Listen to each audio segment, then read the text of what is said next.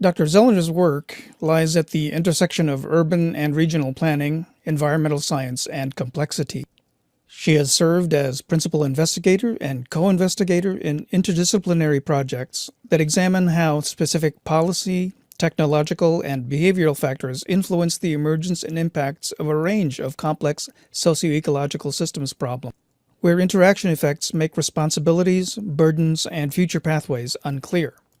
Her research also examines how participatory modeling of complex systems involving stakeholders and decision makers can support collaborative policy exploration, social learning, and system-wide transformation. Moira has taught a variety of workshops on complexity-based modeling of socio-ecological systems for training of both scientists and decision makers in the U.S. and abroad. She's dedicated to serving the public through her engaged research and activism. Before coming to Northeastern, Moira was an associate professor in the Department of Urban Planning and Policy at the Institute for Environmental Science and Policy at the University of Illinois at Chicago. She also headed the Urban Data Visualization Lab at UIC. Prior to her academic career, Moira worked as an environmental consultant for local and international environmental engineering firms and for the Undersecretary of Environment in the city of Buenos Aires, Argentina. Please join me in welcoming Dr. Zellner today. So thank you again for having me. I'm excited to be here and in what is a very different audience in terms of the topics that I typically deal with, but there's definitely a lot of interesting potential for overlap on the different interests that we have.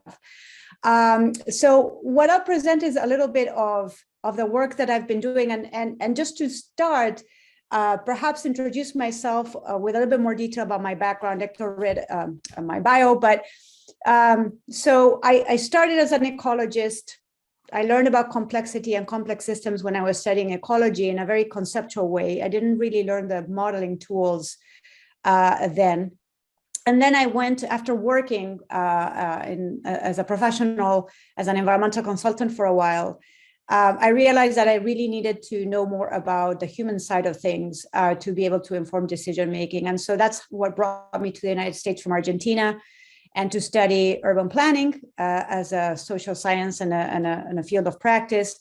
And also to learn about complex systems. I got my certificate in the study of complex systems as well as I was doing that, thinking that complexity, again, is a good framework to couple human and natural systems and really try to inform planning and policy decision-making through a better understanding of this coupled system. So, so I'm going to show you the trajectory of my work as I was thinking about essentially the big drivers for me, or the big motivations for me, trying to address them, which are mostly related to climate change and just in general environmental issues that have to do with resource depletion and other kinds of climate effects like wildfires, droughts, widespread droughts, flooding as well. But these are really my main, have always been for a long time, my main motivation to do the kind of work that I do. How is it that we can address some of these problems? And they're complex because they are a consequence. They arise from the intersection of multiple actors at different levels, whether it's people, communities, countries, businesses, markets, that just operate at different scales, different timeframes, and yet, have are an important factor, critical factor in creating these problems that we need to address. And so, a lot of the work that I've done has been developing models of coupled human natural systems to address questions like, for example, what is sustainable growth? Can we ever attain it? And if we look at examples in groundwater supply, for example, can that be attained? Or assess the effectiveness of green infrastructure to address urban flooding? Or thinking of how local economic interests for development and urbanization, for example, can be coordinated with regional environmental goals, where actually environmental and ecological functions tend to happen at or be assessed at least at that scale. And also in more agricultural settings, how to manage flooding and drought, or the intersection, or like not the intersection, but like the dynamic between flooding and drought with land management, agricultural land management, especially in flat agricultural areas that are prone to either one, to flooding and drought. So I wanted to show you the kinds of models that I use to explore some of, so I use a range of different kinds of models, but my main application has always been in areas where agent-based models are needed. And I think that it's better to just show you what they look like to explain their application and like what are the areas of application. So I'm going to stop sharing, and here's where I welcome participation in exploring this particular model together, as you think of possible interaction effects that I'm going to just show and prompt you to address. So here what you see is a very simple representation of an exurban, non-urbanized landscape. And the different shades of green represent different degrees of quality of the environment. So the light green is higher quality, the dark green is lower quality. And as usually might happen, at least in the context of the United States, in exurban development, and this was based on work that I did when I was at the University of Michigan as a student, and we were exploring, this was many, many years ago, but starting to build some of the initial models for the exploration of exurban development as a complex problem or a complex issue. And so it starts usually with some form of development, whether it's an office park or a mall, a shopping mall, or something that is out there and has leapfrogged away from an urban center. And what we would typically see is that after that initial development, there are residents that might be coming in and populating this area and trading off, essentially, or looking for two things. Like people who move to exurban areas are typically looking for two things. One is being close to natural beauty or ecological quality, because they want to be away from the city, but at the same time, not that far that they don't have anything, a job center to go to, or a shopping place to go get their supplies and or just get some access to amenities. And there is some randomness in the process. So every time I run it, even with the same condition, it's going to be a slightly different history. So this talks also about path dependence, which is an aspect of complexity. Why? Because residents come in, they look for, to be close to these red squares, but also the future development of the service centers are going to be dictated by where residential development is happening, because service centers will want to be located close to their market, close to their buyers, close to their labor market, right? And so there's a feedback here in both directions that essentially creates this more or less cohesive blob, if you will, of urbanization. But that particular history is slightly different each time. But what if we start changing the way that people make decisions about where they want to live, for example? And so here I'll make a change. And so residents now are going to be only caring about being close to natural beauty and not at all about being close to service centers. So now we have, based on that, a very different urbanization pattern that emerges. And so for the audience, might you have an idea of like why this looks so different? What is it in the decisions that make this pattern look very different from the first one that we tried, that I'll just repeat over here? Would anybody want to, suggest why this could be? Moira, let me just interject here and ask, just repeat what Katie had put in the chat, which is if anyone wishes to participate, please push the raise hand button on your Zoom screen, and we'll turn your microphone on. I see somebody. Oh yeah, No, that's Katie. Okay. Anybody wants to suggest like why this might be?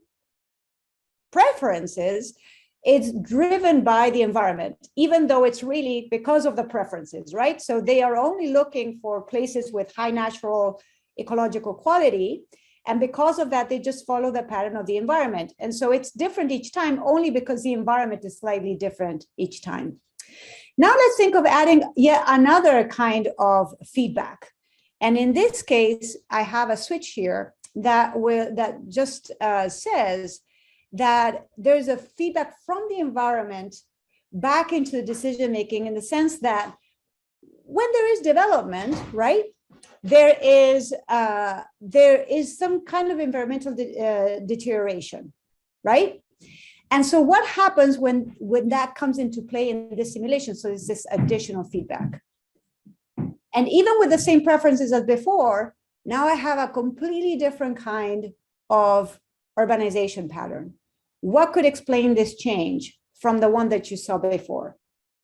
Yeah, so this is Mike. It looks like the, anytime residential development occurs, then it degrades the immediate adjacent environment that leads to this kind of spacing effect. Right, so then the subsequent residents are going to have to move farther and farther and farther out to find areas of lighter green until they essentially degrade the entire environment and they all spread out. And, it's not a happy situation, right?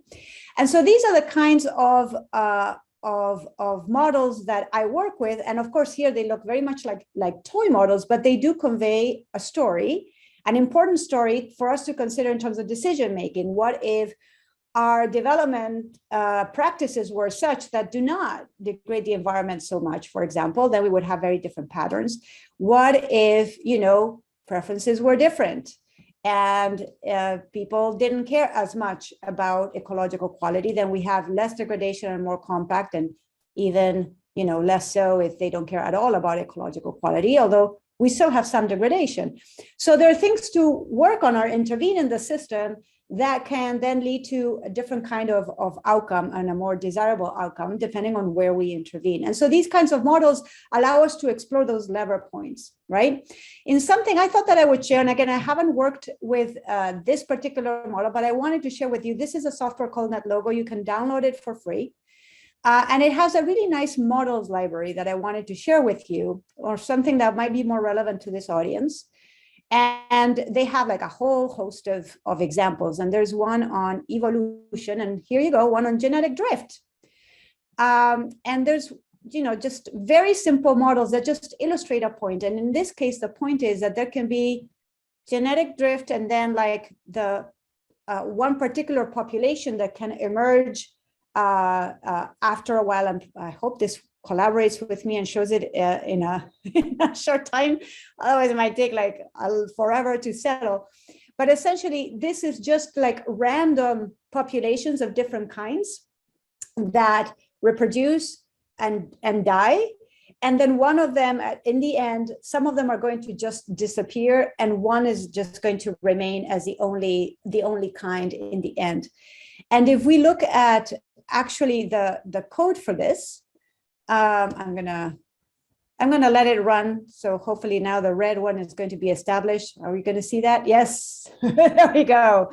And so if you see, the code is very, very, very simple. It's just a few lines, and just conceptually, because I'm not going to teach you how to code in Netlogo right now, but conceptually what it's doing, it's creating this random. So whenever I hit the button, click setup, it's creating this random population, all with different colors.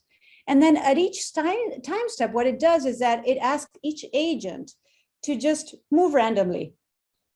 And then each turtle will hatch 5 other turtles, or actually a random number of turtles between 0 and 4 at each time step that will be the same color as they are.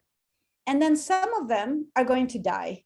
And just with that process, you always get this drift. And finally, like one of the populations is favored. So you can think of this, and just by chance of like by sheer numbers and probabilities, right? This is what happens every single time. It might take longer, it might take shorter, but it always happens. But you can think of your genetically modified mosquitoes and interacting with other kinds of mosquitoes, and whatever happens in that interaction, and with the environment as well, and with hosts as well, right?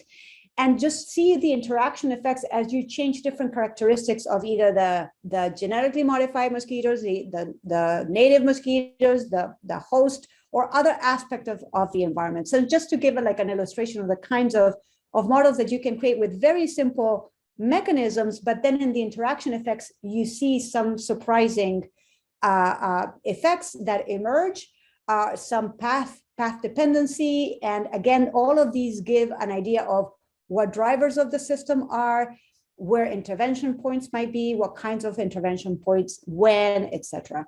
Okay, so let me stop sharing this, and I'll go back to now the PowerPoint.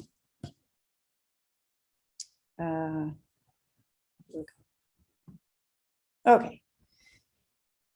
So I have used some of these tools to give answers to the questions that I was raising earlier. For example, finding out that, growth is definitely not sustainable no matter what urban form it takes when you look at finite resources.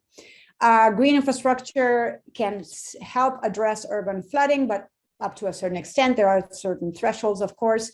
And what was more interesting is that we discovered that there are spatial layouts that make more or less of a difference depending on the conditions of the storms. And then the reasons why that is, because these are all process-based models.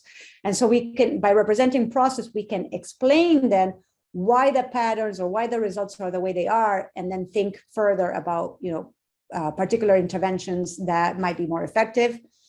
Also showing other kinds of results in terms of coordination and collective action around conservation in spite of development pressures that can actually spontaneously emerge, and exploring conditions under which that can happen.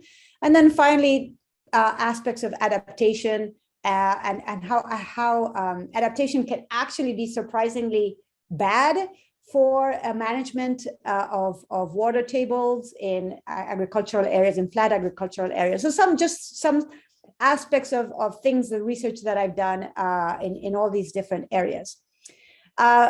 Despite all of that work, it still is the case that there's fairly little uptake of these tools for management and policy, for planning and policy.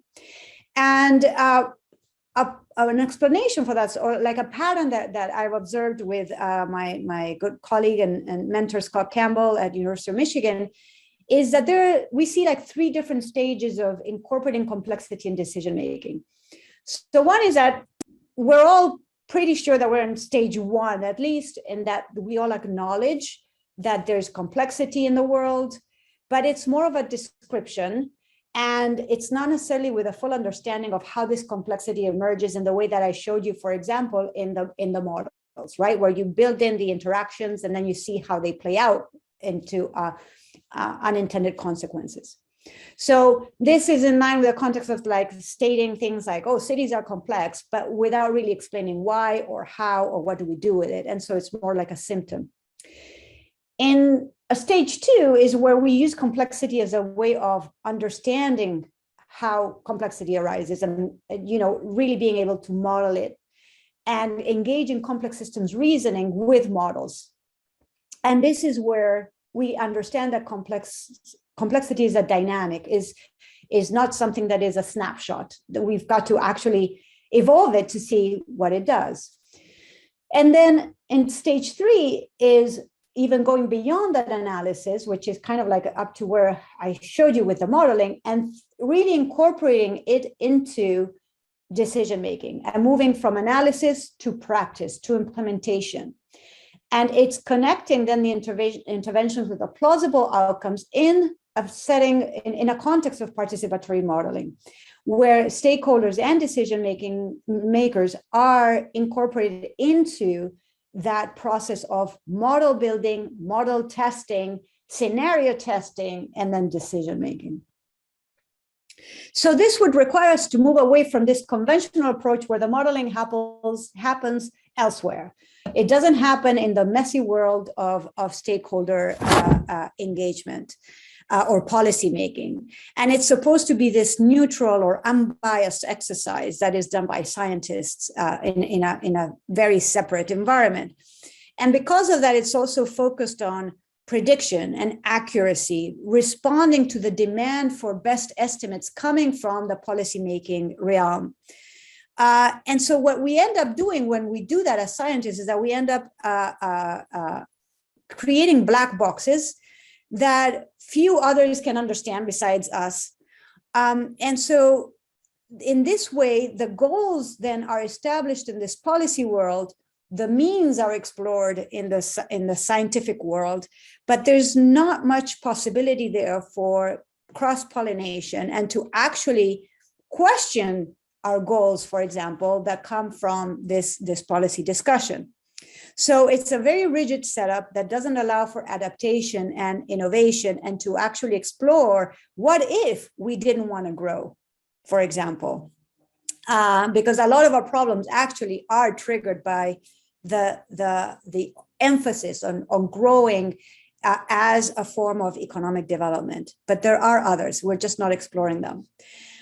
So in this way, we cannot understand, we meaning stakeholders, societies, communities, cannot understand how our goals are driving the system and are causing the problem unless we can understand the inner workings of that particular system. So instead, what I've been proposing and with colleagues over many, many years is to work with complexity and the messiness and embrace that messiness and uncertainty that comes with it, rather than having the analysis be separate from the decision making. So in this case, it's all integrated into one process that captures different forms of knowledge, where we're all stakeholders as scientists, as community members, as citizens, where we can provide different kinds of information, assumptions, and goals, and they become visible for all to discuss and negotiate in a joint learning and innovation and adaptation process that also fosters empathy, trust, and what is needed for coordination and collaboration. And in this way, integrate policymaking and analysis in this innovative and iterative activity that ultimately inspires change, the change that we need. So it's a very much a co-creation of knowledge a process. Now, there are some challenges to this, of course, where we still have to communicate across expertise, and that is difficult when we have different vocabulary, and not just vocabulary, but also ways of thinking, ways of looking at the world, ways of understanding or framing a problem, let alone solutions. Spatial thinking and also computer modeling is still foreign to a lot of people, even with all the technology that we have nowadays. A lot of people just find it daunting, me, myself included, to deal with some complex thinking. The one that is definitely a big one is confirmatory bias, and the fact that we have our beliefs of how the world works.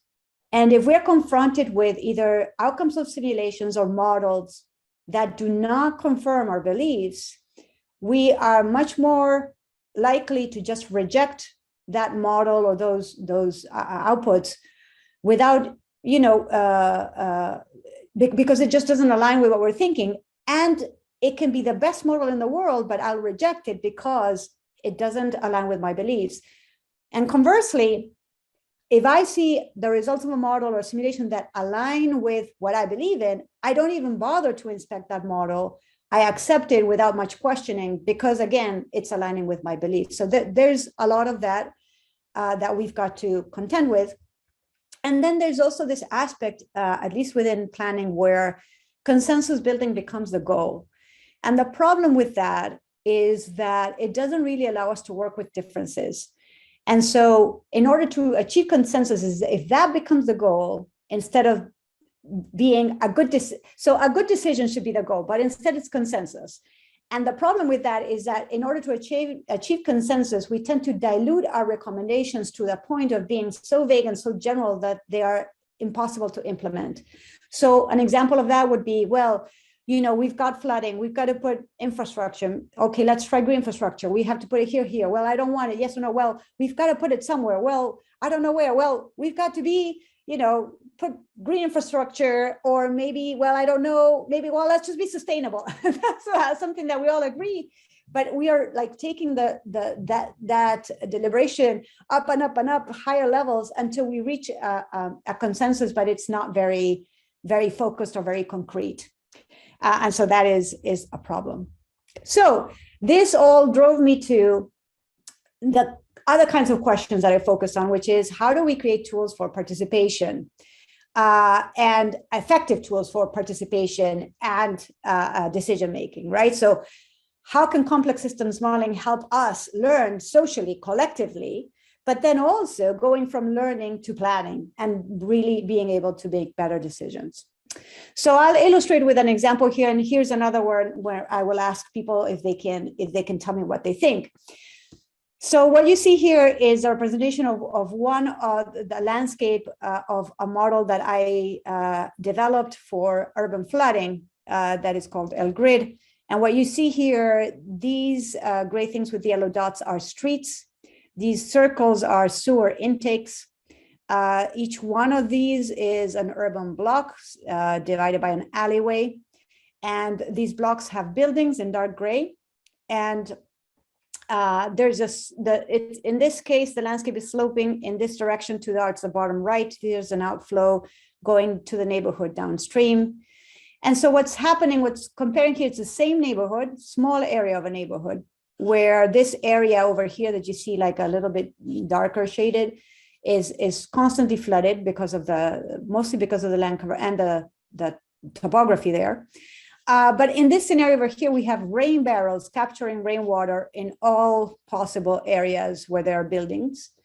In this scenario, we just have a few bioswales or vegetated gardens or rain gardens scattered throughout the landscape. So what you see in this scenario is that all of these pink areas are buildings that are being flooded. And so they are flooded here too, plus the areas that get flooded that are in darker shade here. And so there's a baseline without any green infrastructure. And then there's this scenario, rain barrels, this scenario, bioswales. And we have, of course, in the baseline, there's no installation cost because we're not adding any green infrastructure. But we have $39,000 in damages of all these areas that are being flooded. And this is per storm. And then the outflow here is 62% of the rain essentially goes through this outflow to the neighborhood downstream. With the rain barrels scenario, so with some infrastructure, the installation cost over 20 years of the lifetime of the rain barrels is $14,000. It doesn't make much of a dent in reducing damages, and it doesn't make any difference at all in the runoff that goes downstream. And here on the right with the bioswales, it's a much higher investment, but it does reduce the damages of per storm quite a bit more. So over 20 years of storm, that would pan out. And then it does also reduce the damage that it causes downstream by reducing some of the runoff going downstream. So my question to the audience is, which scenario do you think is better?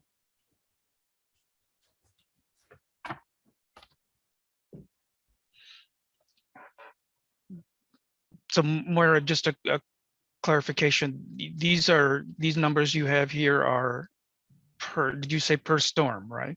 So the damages are per storm. And Yeah. sorry, my apologies. I should have corrected that. And I keep saying that, and I always forget to do that. But this is per storm, but this is over 20 years of installation and maintenance of these green infrastructures. Okay. Well, let me just throw out an idea here, and that is Yes. that if we're just thinking about the interests of the neighborhood that you're talking about, there wouldn't be much concern about what the affected downstream would be, and then looking at the installation costs, it seems like residents might very well just say, let's leave this alone. Right. the issue is, and also to respond to Michael. So yes, Michael, the idea of the outflow is essentially how much it affects neighborhoods downstream. And that might be an issue if, for example, they can sue me for causing damage or not preventing them, from damage, right? Or there's a broader community problem that I am responsible, or that I am partially responsible for from where I live, right? But the idea would be that depending on who you are, you might think that a particular scenario is better than the others, but that might be different depending on who you are. So for example, if I'm a public official and I only have $15,000 to spend, well, I might just put rain barrels, even though I know that it doesn't do much, but it looks like I'm doing something. It is something, and it's all I can afford. If I'm a hydrologist, on the other hand, I'm like, I don't care how much it costs. Like the bioswales do much more work in terms of infiltration, reducing runoff, reducing damage. I'd rather have the bioswales. But if I'm the resident living here, and I'm like, I'm flooding no matter what, so might as well not do anything, because why would I want to spend money, say that we have to raise taxes for this. Why would I want to spend money if it's not going to make a difference to me, right? So it's not just about, I think that there's another comment. Yeah, we've got a couple of comments. Yes, right. And so exactly to some of the comments that were posted. So depending on where you are, how many storms per year? These are, I think that these were just even regular two-year storms.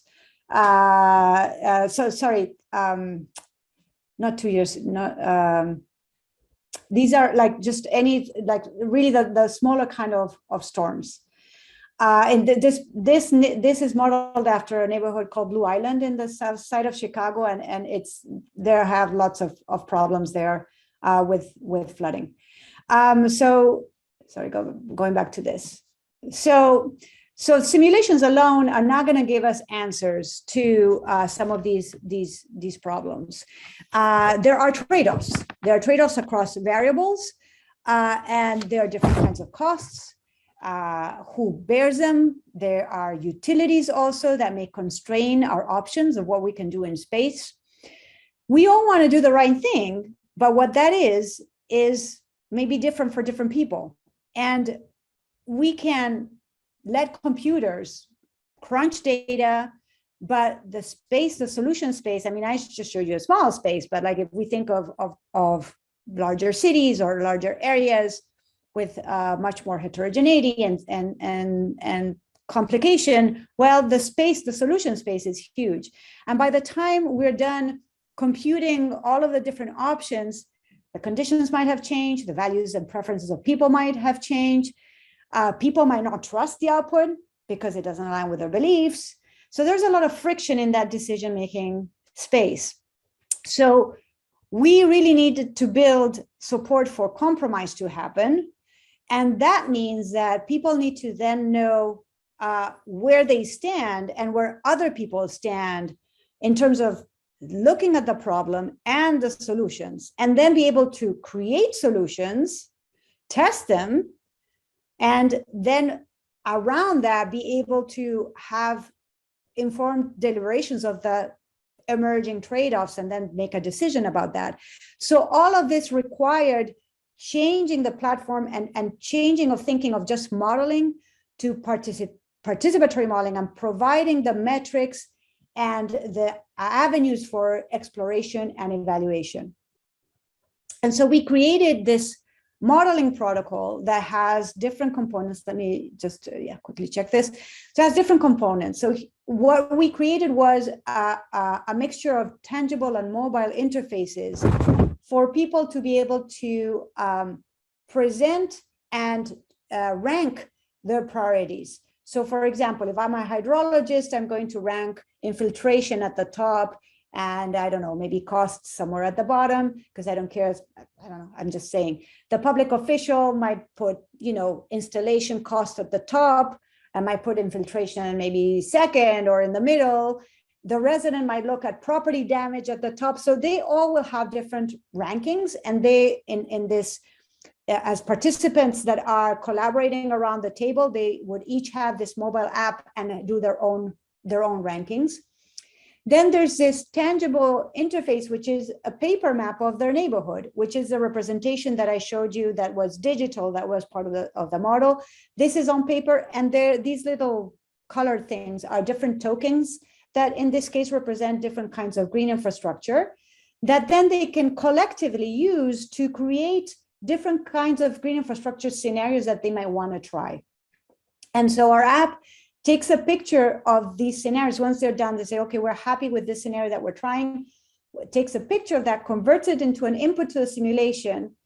It loads onto the simulation runs, and then the simulation produces different kinds of results. And so here it's showing each row is a thumbnail, and it shows a thumbnail of the scenario that was tested, and then the different scores to the right of the kinds of outputs in terms of, infiltration, cost, damage, et cetera, and they're ordered, they're sorted.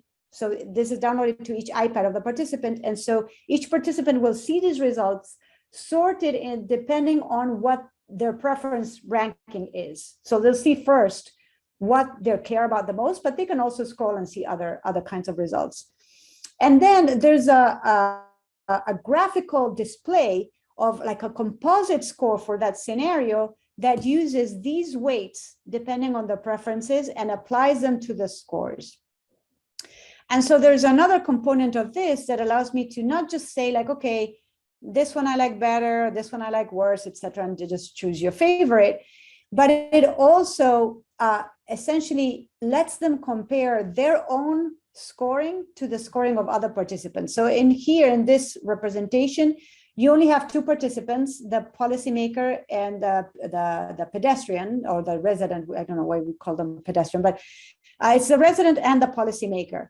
And so, for example, these bars correspond to the first scenario, which is, it's kind of small, but I know it already. It's because of the color. It's rain barrels all over the neighborhood. And of course, the policymakers likes it a lot because it's cheap, right? But the resident doesn't like it much because it doesn't do much for them. Versus, other kinds of scenarios that seem to do better for both of them or for overall. So this allows to do like a first elimination of like, let's eliminate these two because they don't do much for us for different reasons. This one is roof gardens actually, and they're very expensive. That's why the politician doesn't like them at all. The resident might like them a little bit more because they do more than rain barrels, but still not great. These, on the other hand, that do include bioswales, rain gardens, do better for both of us. So now we can have a discussion about, let's focus on these ones. Do we go for one that is like more equitable, where we both gain more or less the same? Do we go one for where collectively, if we add them, it seems that we get more from this scenario, but there's a compromise here to be made. Do I compensate you? Does this mean that maybe it's okay for us to pay more taxes because we'll get more benefit, so that we can transfer some of that utility to the policymakers so that they can make that investment, so we can collectively make that investment. And so this kind of visualization and sorting of scenarios results through the lenses of different preferences and the diversity of preferences leads to this deliberation of trade-offs with an understanding of why the results are the way they are, not just because of the biophysical process of how water flows through a landscape, but also because of our social complexity and the diversity of values. And so with that information, we can go back to the design board and say, like, do we need to change something in our green infrastructure design? Or now that I know what your concerns are, I reconsider mine and maybe I reshuffle my priorities as well. And that also flows into the conversation. So what we've seen with this kind of setup is that definitely it enables the transparency of assumptions and trade-offs in terms of like what the priorities are. And also in terms of like how the water flows through the landscape in this particular application of flooding. So being able to have these discussions of like, we gain this, but we lose this. Like, okay, we'd reduce damage by, almost 100%, but we have to invest a whole lot more money than we thought. Or being able also, facilitation here was key in helping So it's not just about giving people tools and then they'll figure it out. No, facilitation is a key process. It's not all about the models and the computers and the interfaces. It's also about helping people navigate these interfaces and make sense of the information that comes out of it.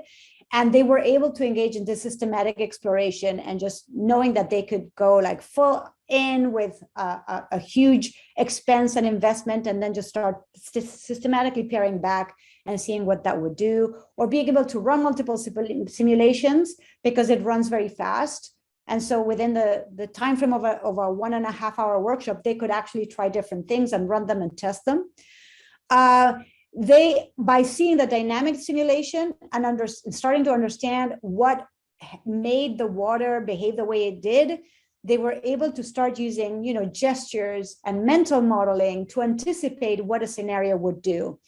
And that was really cool to see that they could imagine, like, well, if the flow is coming this way, then we should intercept it by putting green infrastructure over here.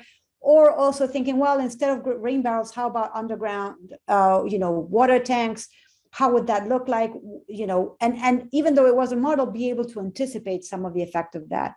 And finally, just being more realistic about the solutions that would work, and understanding that this is not a local problem to solve. This has to, this requires a more regional or neighborhood level collaboration. That sometimes we need to start thinking about retreat.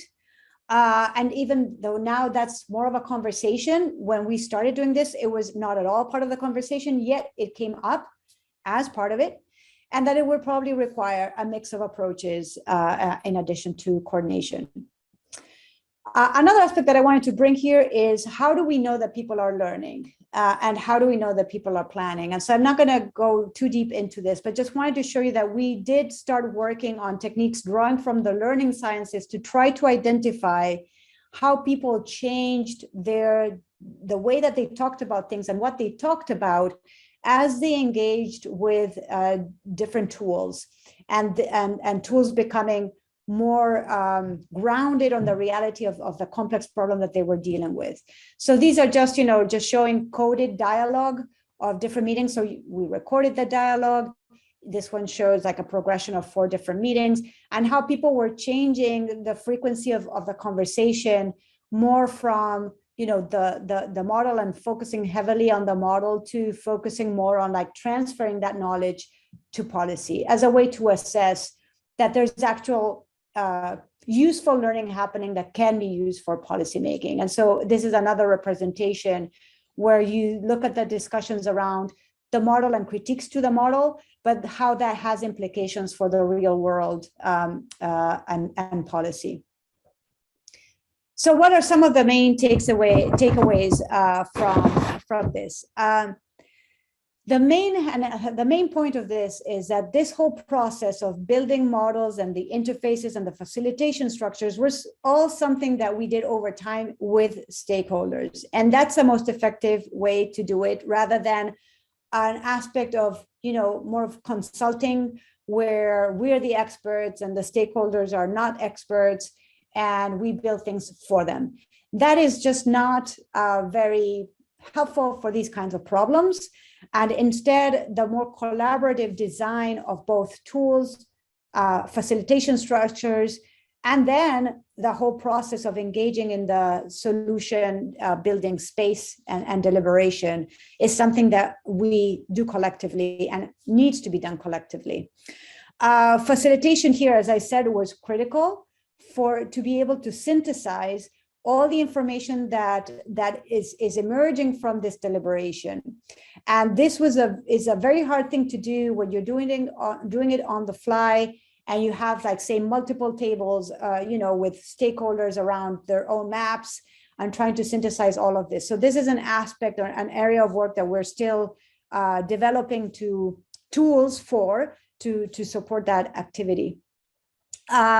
We also, use some other kinds of props like worksheets and such to help participants and the facilitators keep track of what things were improving with each new scenario, what things were getting worse, and so on. So some again, like just as examples of some of the tools that might be useful. Then this again, like the aspect of compromise over consensus and trying to move away from avoiding conflict and doing it in a way that dilutes and the recommendations that need to be proposed for a solution to emerge. So we want to really give opportunity to visualize different perspectives and essentially being able to become aware of, like, when we're discussing an option, a solution, there are always trade-offs, there are always gains and losses, who gains, who loses, what do we give up for a particular solution when we propose a particular solution. And this is what so it's not about, you know, coming up with the best solution, but the solution that we can all live with. And this kind of conversation is more innovative and fair than something that is too diluted or too top down, that just doesn't allow for either fairness or innovation.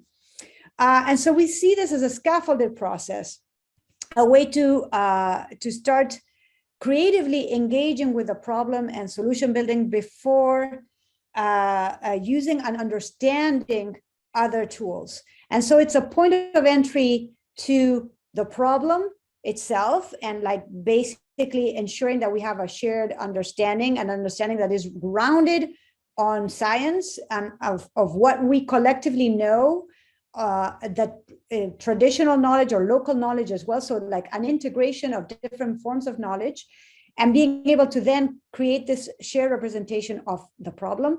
It's also an entry point to other tools. So this is like the one that I illustrated with is a simplified flooding model. There are many more sophisticated, much more sophisticated models of flooding, but engaging stakeholders with sophisticated models is not necessarily the most productive pathway because they're hard to make sense of. But with simpler models, at least there's a kind of like a first layer of understanding that then can be built on to understand the implications of more detailed and more accurate and more sophisticated models. It's also an entry point to diverse interest and being able to see, like, okay, I have my ranking of preferences and values, but other people have different ones, and just understanding what they are and how they affect then the kinds of solutions that can come forward. And then also just, it's an entry point to understanding complexity in general and being able to engage in complex systems reasoning that can be helpful for other kinds of complex problems as well.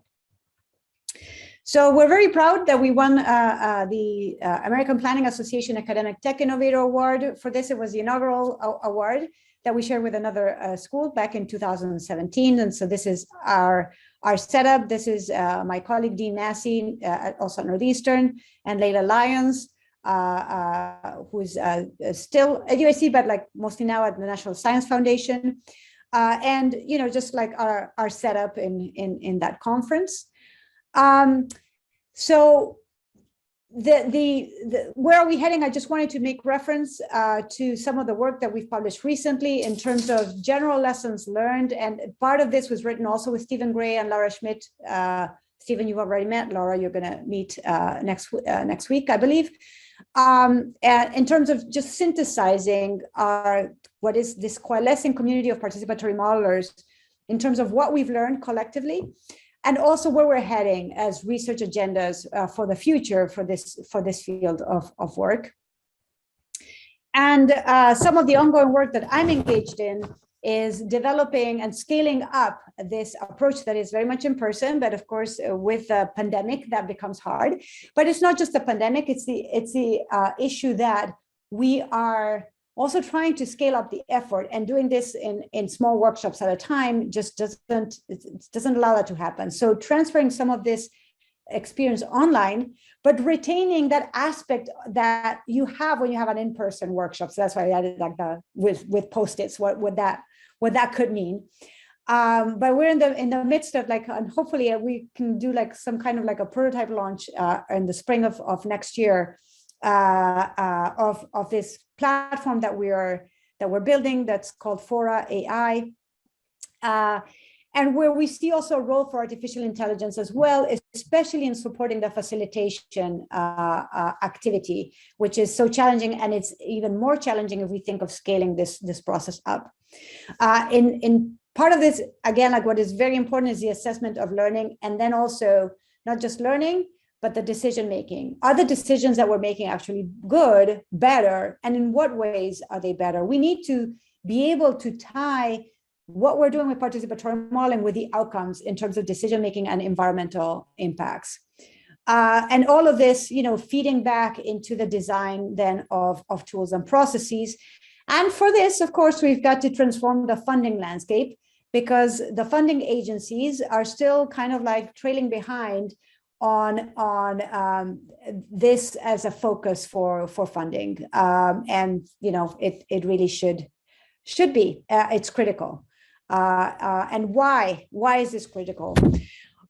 Because we have embedded habits of thought and practice that distract us from seeing new possibilities. The visualization of processes and values empowers us to see differences and address these differences rather than just push them back and push back the conflict that comes up because of these differences. So the models, the interfaces, the facilitation structures that we design need to support this exploration of understanding and valuation. So understanding of the biophysical complexity of the problem, but also how our social complexity affects its valuation, the valuation of solutions. Innovation happens in the relationship between people and the tools. There is no technological fix here. There's technical enhancement if we think of these kinds of models and platforms as prosthetic devices that can help us think and make decisions, okay? But there are no technical fixes or technological fixes without social learning. They have to come together. So it's not just about computers, it's about humans. It's very much a human process. So innovation then is critical for resilience and sustainability. There are huge consequences of what we've seen happening with some of these tools and approaches in terms of creating novel solutions and shaking up the boxes that we're in terms of preconceived ideas and notions of what is our way out of some of these problems. And so it's also important in terms of providing a voice to people who oftentimes don't have it, providing a fair ground for decisions to be equitable. So it's strengthening the democratic process, but at the same time with a grounding on science. So it's not like social media where everybody has a voice, which is great, but anybody's saying whatever and without any kind of evidence. This is a way to really merge the power of, the democratic process of engaging people and diverse people, but grounded in our collective knowledge, scientific and otherwise, that allows us to understand the biophysical complexity that we are part of, and then, explore it through our social complexity. So it's working with difference rather than trying to eliminate it. So the planning tools and the social protocols around their use should support this human activity. And this is really where innovation happens. So I do want to acknowledge some of the funding sources and a lot of the people who worked with us to make this work happen, and that I'm trying to expand on here in the Boston area. So thank you very much.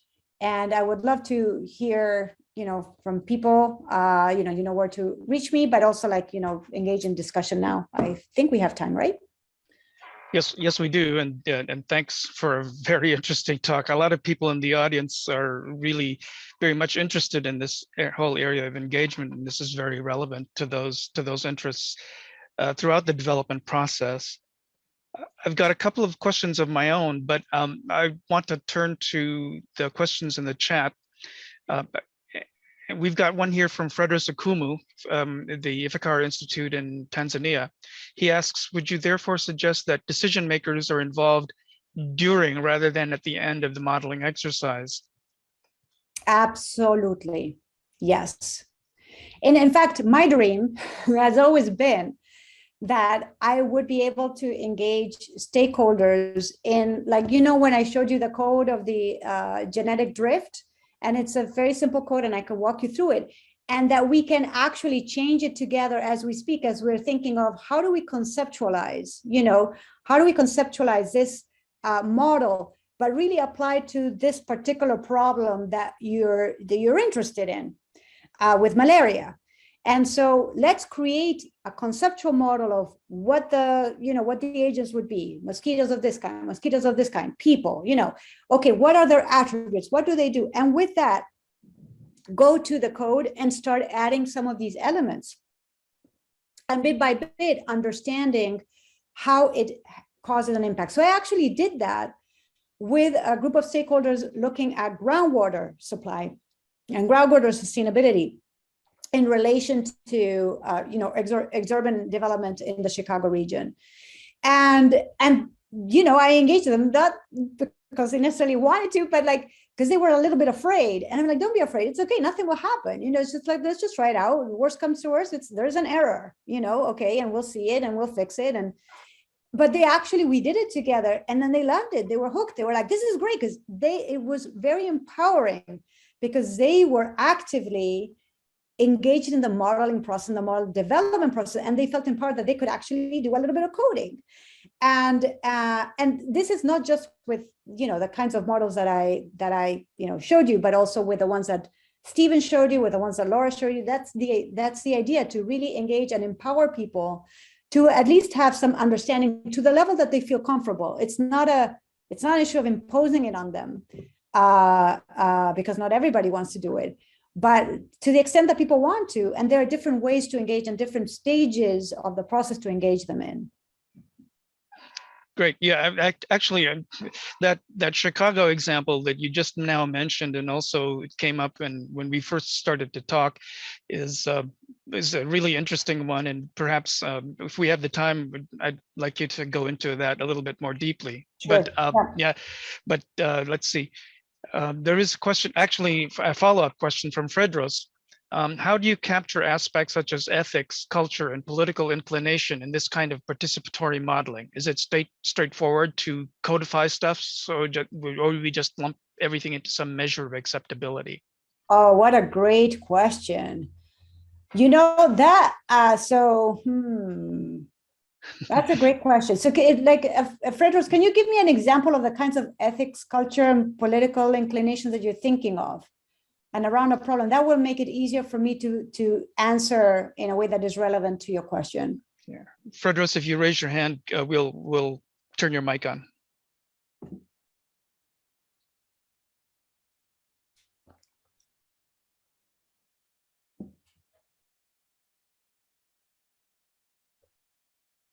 There we go. He's coming.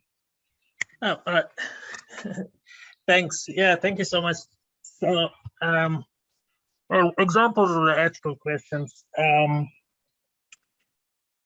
So I guess, let's take the example of, you want to deploy, let's say, gene drive technologies, and you go to a community that has, for religious purposes, for example, they are very careful about what you do to nature, right? Right. But it's just a small subset of the population. I see. Yes. Okay. Yeah. And then you have another population in the same country or same district where they really don't care about that. But together, both sides, they care about the general purpose of the gene drive technology, be it biodiversity preservation or disease control or stuff like that. So you want to make a decision that does not infringe on the rights of either of these groups.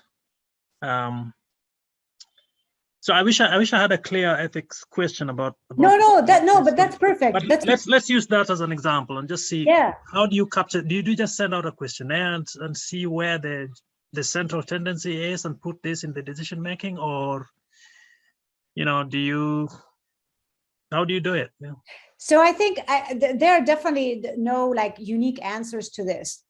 The first thing that I would say is whatever I do it with them. Okay, so I need to have key stakeholders that represent these groups, And I have to talk with them, and hopefully in the same meeting, so that these things can be surfaced and discussed and talked about as we think of how do we represent this in the model, and or the interfaces that, like, rank preferences. So what are our values? So for example, in the flooding model, we chose 8 variables. There were many more, but a lot of them makes things unwieldy. But which 8 to choose? We chose those 8 with the stakeholders. Which ones do you think are like the most important ones for this diverse group? And so that's how we chose those 8. That, essentially then different people will rank them differently, but that's how we chose those 8. So which variables to represent as preferences and values in general, and then which ones to narrow down on so that it doesn't become too wieldy, is something that we did with the stakeholders, right? So when the solutions are tried out that say just show, an aspect of gene drive that to be implemented, but maybe they want like it's like a percentage or how much of gene drive should be part of the solution, that could be an aspect of the decision that then people will have different opinions and values about.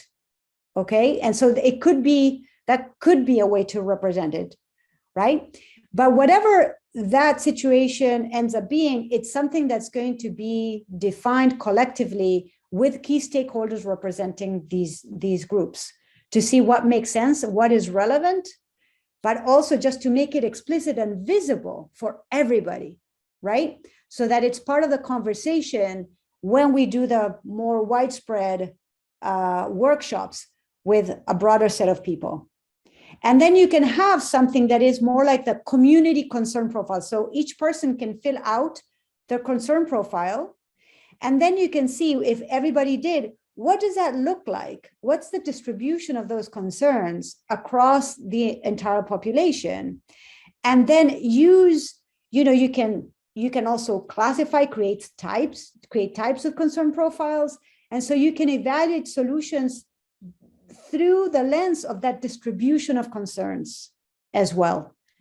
And so these are different ways in which that we've discussed of how do we make these things visible as we scale up, so that minorities don't get forgotten, right? They still get a voice at the table, and we can still talk about how do we address their concerns. Moira, what you just said just leads me to also realize that, if you do these different scenarios, and it doesn't matter whose scenario it is, whether it's the majority or the minority, it could actually be quite revealing to people from the different points of view and what the outcomes could be, and could be a way of building consensus also.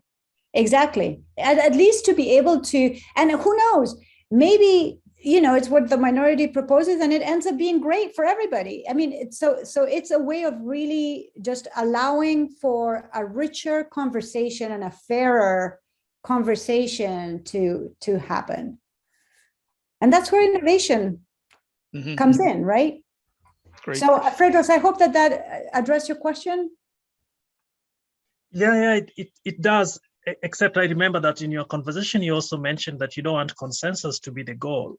Right. No, I don't. So I'm kind of right. So it's not consensus. It's really working precisely with difference and being able to explore the difference. And maybe it comes up that, there's something about, like what minorities value that they feel very strongly about, but still, the majority is voting for a different kind of solution. Well, but this is going to come up that this particular population is going to be very unhappy. They really don't like this. What do we do about it? Even if we take this decision, is there some way that we can compensate or make up for whatever they're losing?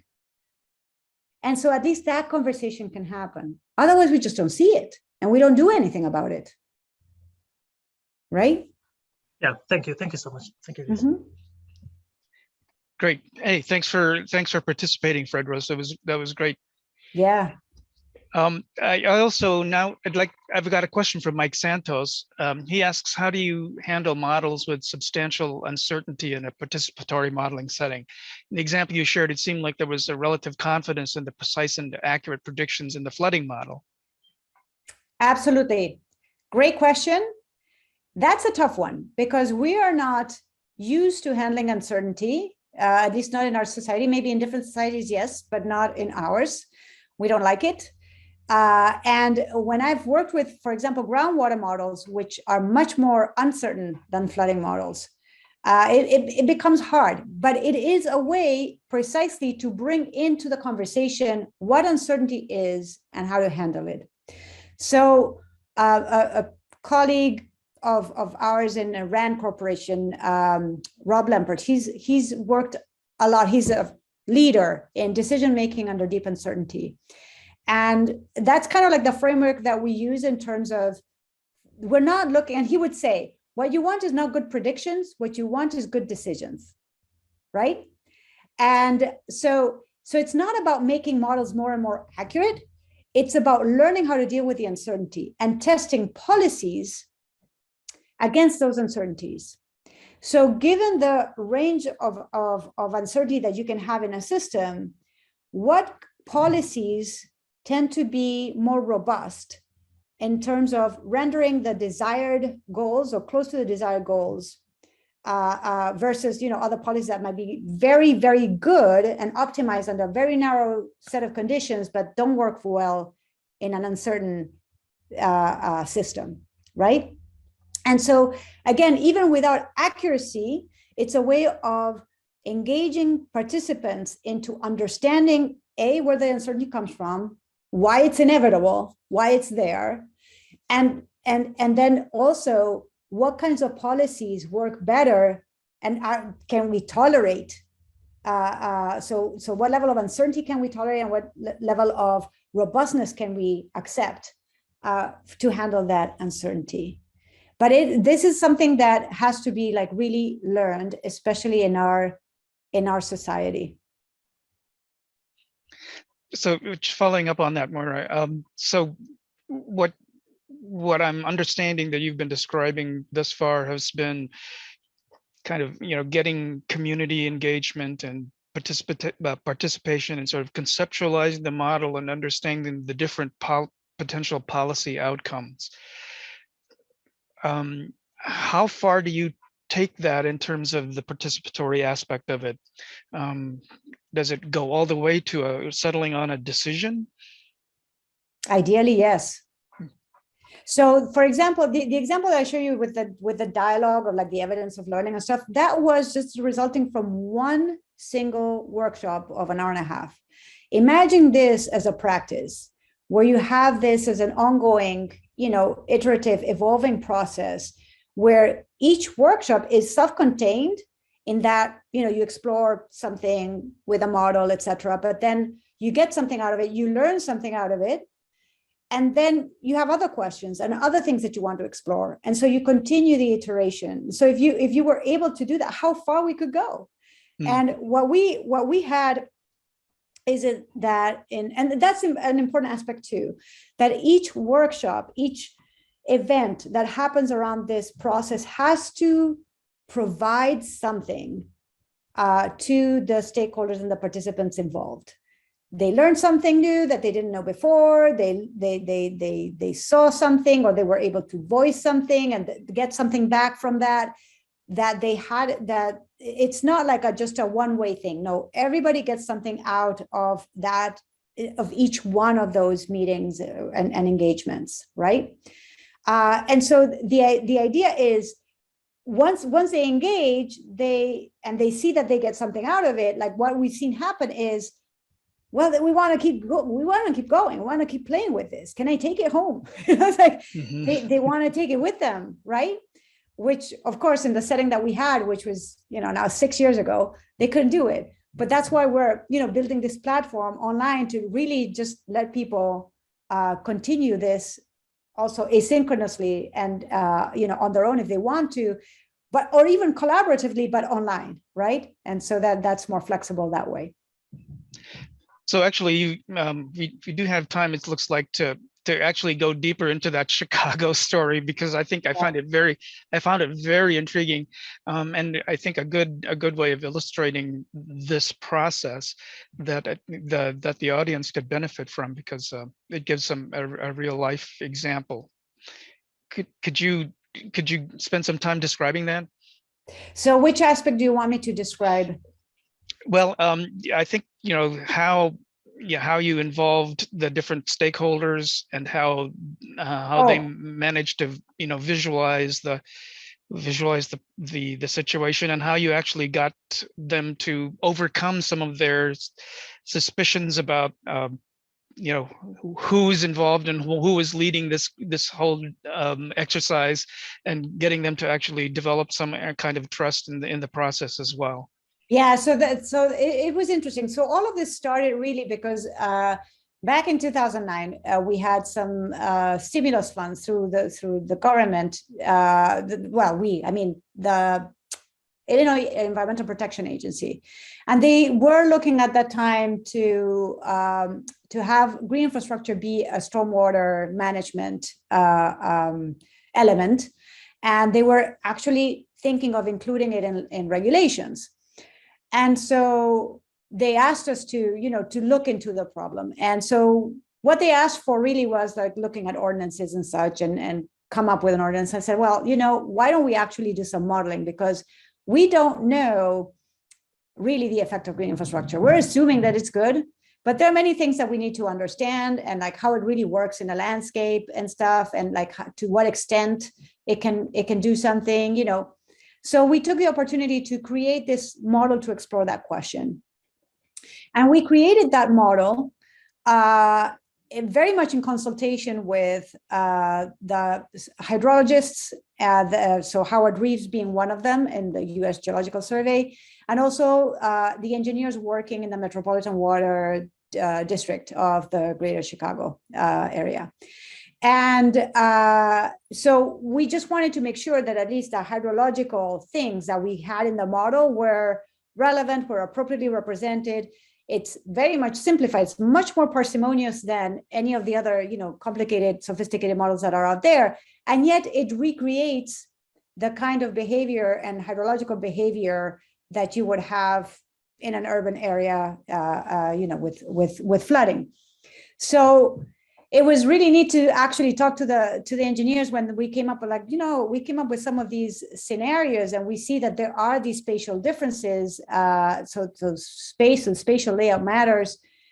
And, they were like, what, it's really interesting that you're getting that with a much simpler and more economic model than what we get when we work with consultants who charge us much more, and this complicated stuff that it's just difficult to also convey, but this is much simpler and stuff. And well, there you go. But the idea was that we were actually working, so I was working in parallel with that model, and then with a groundwater model, and with that other kind of process. And we shifted to flooding because it was a much more visible problem that seemed to be where people could rally around more easily around the idea of participatory modeling. Okay. And so we worked with stakeholders to ask them, would this be of interest? How do you see it? And so our key stakeholders were NGOs and regional planning agencies. It wasn't residents yet. And we did get to work with them, and they helped us refine the model, refine definitions in terms of what is flooding. Flooding could be different for different people. For some people, it's, a foot. For some people, it's half a foot. So can you actually include changes in definition of flooding, which we started doing in the visualization of results. With them is that we discussed the idea of these 8 variables, which were the ones that they thought would be important. Also, that water reclamation district was part of that conversation. And then gradually we started expanding that circle to try it out with actual communities and people from different counties and different neighborhoods. And just trying it out over and over with just a wider circle of people. And each one of them was able to use it, test it, try it out, realize things that they hadn't thought of. Typically that was the case. and also give us feedback in terms of like, I would like to see this, or I would like to see that, or, how does your model handle this? Do they, is that something that's in the model? No. And so we would be able to open it and inspect it together and show things to them when they wanted. And in one instance, one of the engineers told me, that their boss was not very trusting of the model. They couldn't believe that a more parsimonious model would actually work. And I said, well, I'd be more than happy to just sit down with your boss or whomever it was and look at the model together. And his response was, I don't think he'd like to do that. I'm like, okay, well, I'm not going to force him to, but I'm happy to. It is an open box. We can look at it together, and maybe he has great feedback for us to consider. And yet, and then there were other instances where other people who were not engineers, they were like, well, there are a lot of moving parts. Yes, there are a lot of moving parts. And then the next question was, how about you add, whatever. It was like, sure, we can add that. What do we take out? It's like, we can't just keep adding, because then it becomes, again, it defeats the purpose if it becomes a black box again. It's just too complicated, too obscure. And so like, no, it's okay, leave it like that. So there are all of these negotiations and different things that go on in that process that happens over time. And one thing that I didn't mention that is key really to this, and it's underlying all of this, is that it's really about relationship building. And it's all about the relationships. It's not about the modeling. It's not about the tools. It's about the humans and the relationships and how we work through these problems together. And so that relationship happens through conversation, deliberation, modeling, and playing together. That's why the title is what it is, right? It's really about engaging in that playful kind of exercise collaboratively. Well, that's actually a very good lesson to put an exclamation mark on this whole session, because I come to realize that this is a way for people to begin to grasp what are complex models, but what seem to be them at the very outset intractable. Right. But you've shown us a way that you can systematically and objectively deal with these complex problems so that you can engage people at all different levels of experience and different perspectives, and come up with some policy decisions that would make sense to everybody. Right. And the thing is also, just to make the distinction between complication and complexity, right? So complexity can arise from very simple models, right? Like the genetic drift model that I showed you, where, the surprising result that without even natural selection, you have like one population that over time just is the only one succeeding, and the others all die out. And it's a very, very simple model, but because of the interaction and essentially just the probabilistic aspect of it, it just ends up being that way. And this allows us to then unpack these kinds of tools, allow us to unpack that complexity, make sense of it together, so that then we can better inform our deliberations about solutions. Great. Yeah, and with that, I'm going to thank you, Moira, for a very interesting and engaging talk. You're very welcome. There are people who have asked whether or not we could make the citations and the publications that you've mentioned in your talk available. Absolutely. And so our hope is that we can make that available through the GeneConvene website. That once we put your recording up for people to view, because I know that there will be some people who are in a different time zone and can't watch this live, who would be very interested in hearing what you have to say. Absolutely. And so thank you so much. And for everybody else that is still on the call, I'd like to remind everybody that our next talk is going to be by Dr. Laura Schmidt-Olabisi, whom we've already mentioned, but she's also going to be talking about participatory modeling, and the title of her talk is going to be Participatory Modeling Applied to Problems in Africa. So this will be very interesting, I'm sure, to folks like Fredros. And so she's wonderful. She does wonderful work. So you'll greatly enjoy her talk too.